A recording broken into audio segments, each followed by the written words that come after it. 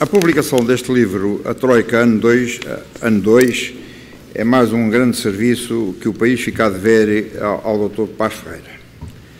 Nós estamos a atravessar uma das maiores crises económicas e sociais da nossa história e, por isso mesmo, nunca em Portugal houve tanta discussão, tantos livros, tantas publicações, tantos debates sobre problemas económicos e sociais como agora. E, nessa área, o Dr. Paz Ferreira tem ocupado uma posição ímpar, talvez até mesmo de liderança absoluta, tal tem sido a sua atividade em debates e organizações como esta. Como o tempo é pouco, eu vou apenas fazer um resumo muito apressado do capítulo com que eu contribuí para este livro.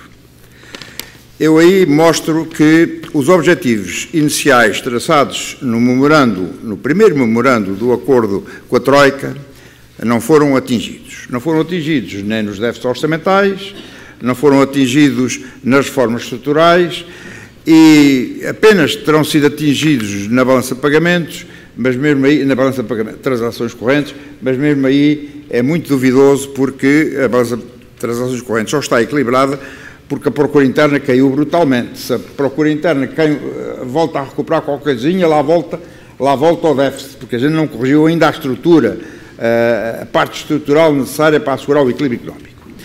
Bem, apesar de não termos atingido os objetivos, as consequências económicas e sociais da política da Troika são todas conhecidas. É o desastre da queda do PIB, é o tremendo aumento do desemprego, é o corte nos rendimentos das famílias que voltaram em termos reais ao valor de 15 anos atrás, e assim sucessivamente. Bem, em face disto, o que é que nós podemos pensar daqui para a frente? Bem, eu não sou dos que têm combatido a Troika com toda a fúria, como a maior parte dos presentes. Mas eu realmente considero que a austeridade já está provado, e não é só em Portugal, mas também noutros países, que a austeridade não é a solução. A austeridade será necessária. A gente não pode pensar, por exemplo, que o país pode viver com déficits orçamentais toda a vida. É impossível. É preciso que alguém os financie e não há nenhuma nada do céu que nos garanta isso por toda a vida. Portanto, a austeridade é necessária, mas a austeridade tem que ser combinada com políticas de crescimento económico que até aqui têm faltado. É claro que se dirá, mas a austeridade é o contrário do crescimento económico, porque tem consequências excessivas, e é verdade. Mas ela pode ser combinada com algumas medidas de promoção do crescimento económico, e eu voltarei a este tema a seguir. À primeira vista, eu tive a ver, em face das discussões que têm sido feitas, parece que há vários tipos de alternativas, de saídas que têm sido sugeridas. Uma delas é continuar com o cumprimento do acordo da Troika, outra será renegociar o acordo, outra será rasgar o acordo, outra será sairmos da zona euro e outro será nós procurarmos proceder a reformas estruturais mais profundas. Todas estas alternativas enfrentam dificuldades. Nenhuma delas nos vai resolver os problemas de um dia para o outro. Nos tempos mais próximos, eu creio, embora isto seja uma ideia com que muitos dos presentes não vão gostar de ouvir, eu digo que nos tempos mais próximos, e quando digo tempos mais próximos estou a falar de um período inferior a um ano, eu acho que nós não temos outro remédio que senão continuar a cumprir os acordos da Troika. Porque se não fizermos, as dificuldades serão ainda maiores. Eu penso que mesmo quando passarmos, e o acordo da Troika termina em junho do ano que vem, e depois passarmos para os mercados, pelo menos esse é o objetivo, mas quando passarmos para os mercados ainda vai ser pior. As exigências dos mercados vão ser muito piores do que as exigências da Troika. Aliás, viu-se para a taxa de juro que a gente agora cobrou a gente agora teve que pagar nesta situação dos mercados. Eu, francamente, não acredito que a gente vá resolver os nossos problemas do mercado. Os alemães e outros da Troika estão a ver se nos empurram para o mercado, para ver se eles lavam daqui as suas mãos, mas nós no mercado vai ser uma desgraça. Eu, portanto, penso que nós acabaremos por ter que voltar à Troika. E, portanto, que a tal renegociação de que tanto se fala, que acabará por acontecer. Simplesmente, ao contrário do que aquilo que os que mais falam em renegociação pretendem, pelos vistos, a renegociação não vai ser para condições, a não ser que as coisas mudem muito na Europa, a renegociação não vai ser para uma situação muito mais fácil, para condições muito mais ligeiras, vai ser, pelo contrário, para condições muito mais duras. É assim que a experiência da Grécia nos tem mostrado. O futuro, eu devia ter isto posto mais atrás, mas é uma das afirmações fundamentais que eu digo é o seguinte: o nosso futuro depende mais do que se resolver na União Europeia do que dos nossos próprios esforços. Os nossos esforços são importantes, mas o que se passar na União Europeia é ainda mais importante. E, portanto, nós estamos realmente muito maniatados.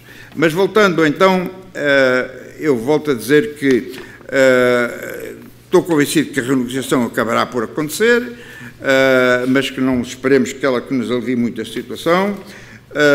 Por outro lado, nós declarámos a inconvertibilidade da nossa dívida, ou o incumprimento da nossa dívida, ao sair do euro, são hipóteses que têm sido estudadas, e até por pessoas bastante qualificadas, e eu penso que são desastrosas. Eu não quero dizer que não haja um dia algum perdão de dívida, ou que não haja até uma saída do euro. Eu estou convencido que vai haver, mas não pode partir de nós.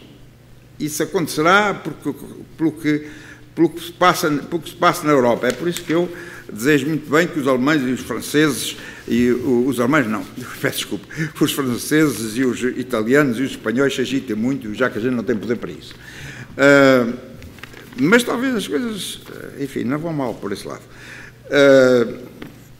Portanto, entretanto, como eu excluo estas hipóteses de atuação unilateral extremamente perigosas, eu penso que todo o nosso esforço deve ser feito nisto, em combinar a austeridade que nos é imposta e que a gente não puder evitar, com políticas mais decisivas de promoção do crescimento económico.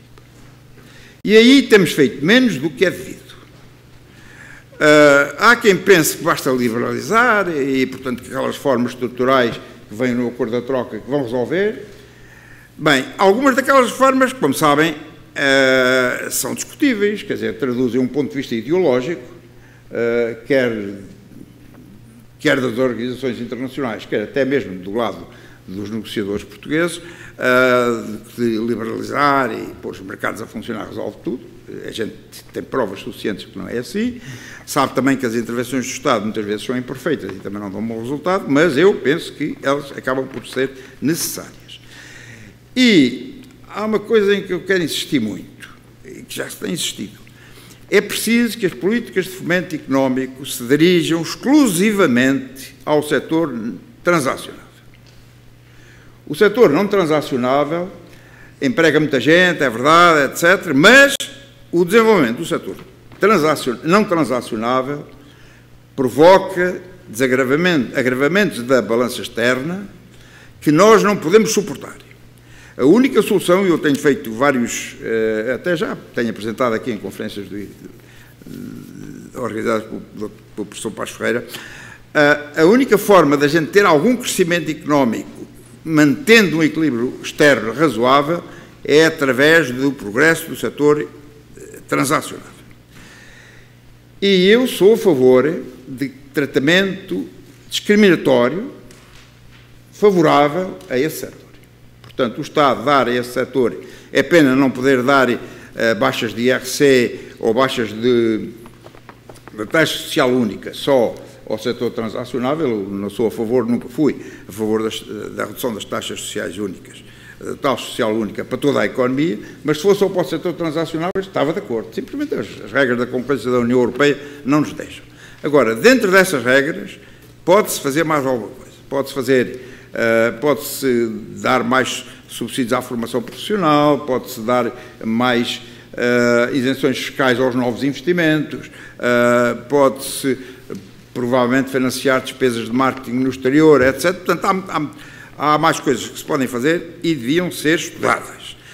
É claro que para fazer isto é preciso gastar dinheiro e o Estado não tem dinheiro para gastar. Mas eu considero que o objetivo de promover o crescimento do setor transacional é de tal maneira importante que a gente tem que cortar outras despesas para criar espaço, para se poder criar possibilidades de financiar estes apoios ao desenvolvimento das exportações e de alguma sucessão de importações que ainda se possam fazer. E basicamente é isto que eu tinha para vos dizer. Muito obrigado.